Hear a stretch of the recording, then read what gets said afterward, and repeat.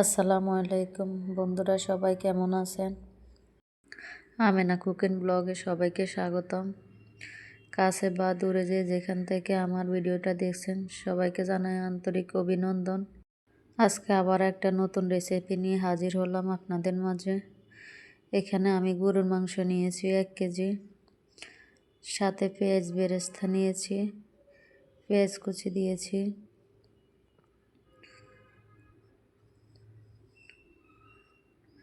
এখানে আমি কিছু পেঁয়াজ আলাদা করে রেখেছি ফালি করে।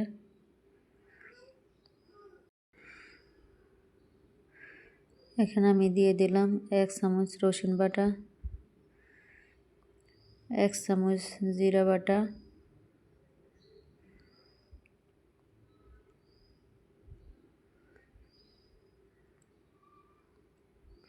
সাথে 1 চামচ আদা বাটা,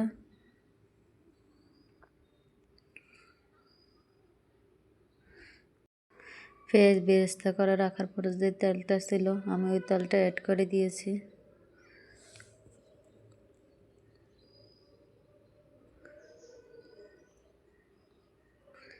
এখন দিয়ে দিলাম 1 চামচ লবণ।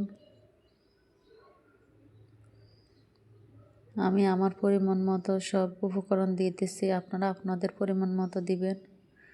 এখানে দিয়েছি 1 চামচ মরিচের গুঁড়া, সাথে 1 চামচ হলুদের গুঁড়া। এখন আমি এখানে শুকনো মশলাগুলো দিয়ে দিব। দারচিনি, তেজপাতা, এলাচ, লবঙ্গ সব মশলা একসাথে দিয়ে দিলাম। এখন দিয়ে দিব 1 চামচ ধনিয়ার গুঁড়া। এখন সব মশলা দেওয়া হয়ে গেলে আমি মাংসগুলোকে মশলার সাথে ভালোভাবে ম্যারিনেট করে নিব। মশলার সাথে মাংসটাকে আপনারা একটু ভালোভাবে ম্যারিনেট করে নেবেন, তাহলে মাংসের আসল স্বাদটা পাবেন না আপনারা। এই যে দেখুন আমার ম্যারিনেট করা হয়ে গেছে। এখন একটা ঢাকনা দিয়ে আমি 10 মিনিটের মতো ঢেকে রাখবো। ঢেকে রাখার পর এখন আমি চুলার উপরে পাতিল বসিয়ে দিয়েছি। এখানে আমি সামান্য একটু পানি দিয়েছি। এই পানিটার মধ্যে আজকে আপনাদেরকে গরুর মাংস রান্না করে দেখাবো। আমি আর এখানে কোনো পানি অ্যাড করব না। এই মাংসটা রান্না করার সময় আপনারা মিডিয়াম আঁচে রান্না করবেন, আর কিছুক্ষণ পর পর একটু নেড়ে ছেড়ে দিবেন, না হলে পাতিলের নিচে লেগে যাওয়ার সম্ভাবনা থাকবে।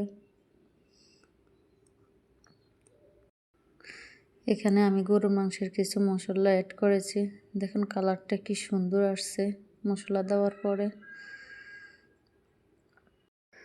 যেখান থেকে আমার ভিডিওটা দেখছেন প্লিজ লাইক কমেন্ট করতে ভুলবেন না, সাথে শেয়ার করে দিবেন।